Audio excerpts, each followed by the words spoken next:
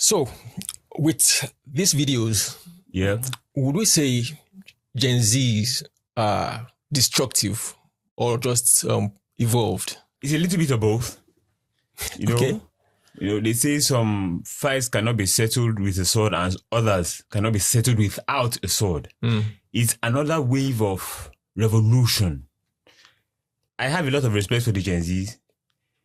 They have come up to show that they will not take nonsense of anyone. True. They feel shortchanged. And they are. They are. So it gives credence to their claims.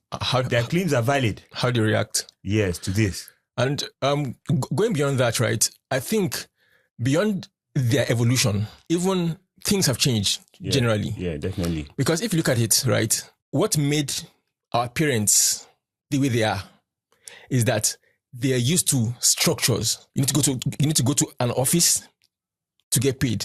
You need to be subservient to a boss to get paid. To transfer money, you need to use structures. But today, right, if you notice, these revolutions we're seeing, the Gen Z revolutions we're seeing, yes, they're all powered by tech. Yeah. I'm talking about the internet, social media, AI, crypto, live streaming, and all of those. So it more or less means that our parents, and to a large extent we, are still stuck in the archaic system, whereby you are still the colonial era idea is still in the head. And that is why you notice that even the oppressors now, that is the government, they still behave or react with that same mentality. Yeah. Because most times, if you look at this tree, that is Kenya, Nepal, Nigeria. Yeah. Of course, Nigeria started it in 2020. SARS. Yeah. If you see, all these things started peacefully. Yeah. All the youth wanted to do was to mobilize themselves and make their grievances known. Be heard. More or less. Yeah. And they used social media, X, at that time, Twitter, WhatsApp, all these mediums to actually galvanize themselves. Yeah. And it is different now. It's so that before you need to go to a structured media house, CNN, NTA, or whatever to get heard. But today, just pick up your phone and then just make a comment. Things are seen real time. Yeah. Like what sparked off the SARS issue? It was, of course, it has grown over time. Yeah. But it was what actually tipped it off was when a SARS official killed a young man, and then it was recorded. Yeah. That was what precipitated to the entire idea of SARS. Yeah. And then easily money could be pulled, crowdfunding. Yeah. Tech again. Yeah. So there was the communication, there was the galvanization, there was the pulling of funds, and then if you recall, the DJ switch, it was live streamed. Yeah. So back to what I was trying to say. They come together, they try to make their grievances known. And then the next thing you're trying to do is you're trying to stifle them with brute force. Yeah. You call in the military. This is the same thing that happened in Nigeria, happening in Kenya, and in Nepal. Yeah. They came and they just want, because nepotism, clearly, corruption, lack of employment, insecurity. You're trying to use taxes to drain them from jobs that they don't have. Yeah. And they just want to make their grievances known. And then you now try to stifle them. So it is in response of that. It's a reaction to an action. It's a reaction. And the Gen Zs, trust me, as you said earlier, they are not here to take rubbish from anybody. The killer of Charlie Kirk. Yeah. He's 22 years old. Yeah. He's a Gen Z. Yeah. So these are people that they have access to information. You understand? Yeah. And then they don't linger on it. They don't waste time. They act. And that's because majorly, they don't depend on anybody. Yeah. These days, jobs are remote. Yeah. Even if I don't work a remote job, I can freelance. Yeah. So I don't answer to anybody.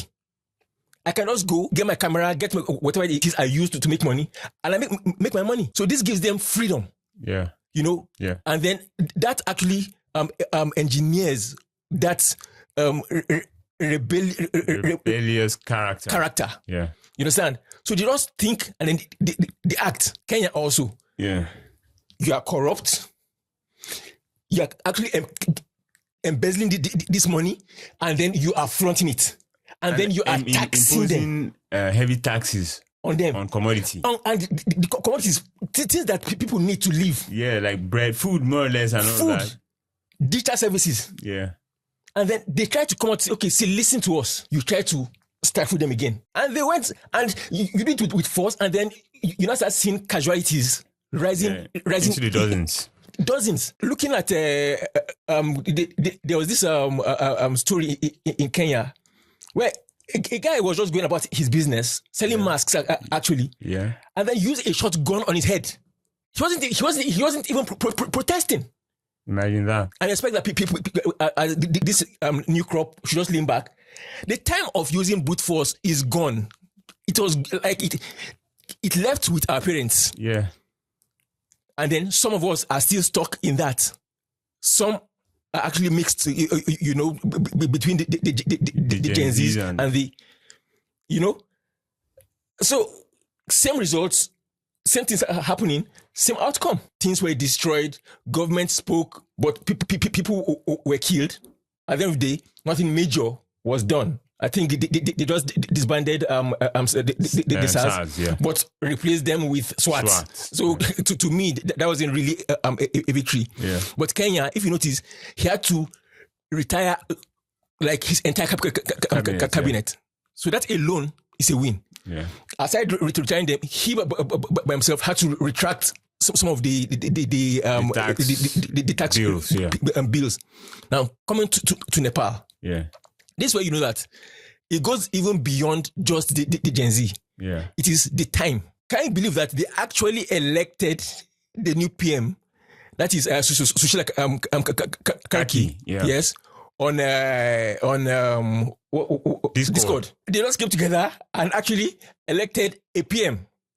It's decentralized. Yeah. So nobody can actually, it's not corrupt. And I think that's actually the way to go. Yeah. People come together, a consensus, from a consensus, they vote, and then they select the leaders that they know will work for them.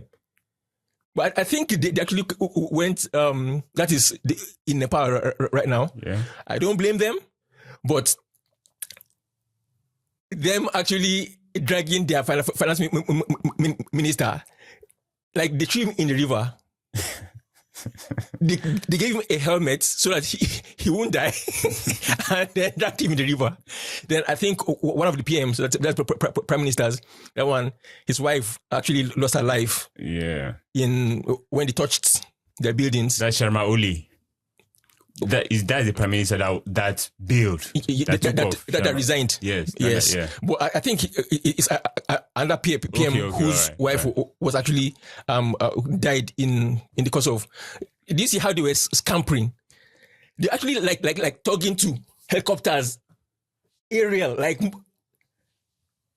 And thanks to the military did a good job of evacuating them. Yes, like they were scampering, they're holding on to their life. Yeah, I know that it's crazy. So for me, I'll say definitely the Gen Zs are evolved, the times are evolved, and the earlier that people know that things have changed, this is just the start. And reposition to accept change, to accommodate change. Yeah, you know, nobody is waiting around to take nonsense.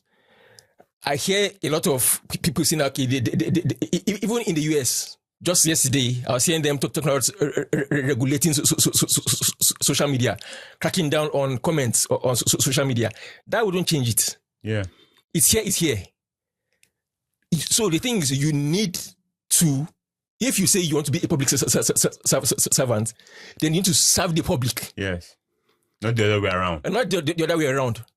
Else, what has happened in Nigeria, what has happened in Kenya, what has happened in Nepal, it will spread. Yeah. It is spread world over. Yeah. In fact, I'm going to add USA because this particular incidents that happened definitely is tied to the Gen Z and is tied to governance. Yeah. So I think that's what I'll say about this particular topic. Yeah. Any other? No, I'm good. Right, cool. I'm Draco. I'm Mo. Clicks. And KOs. Yeah.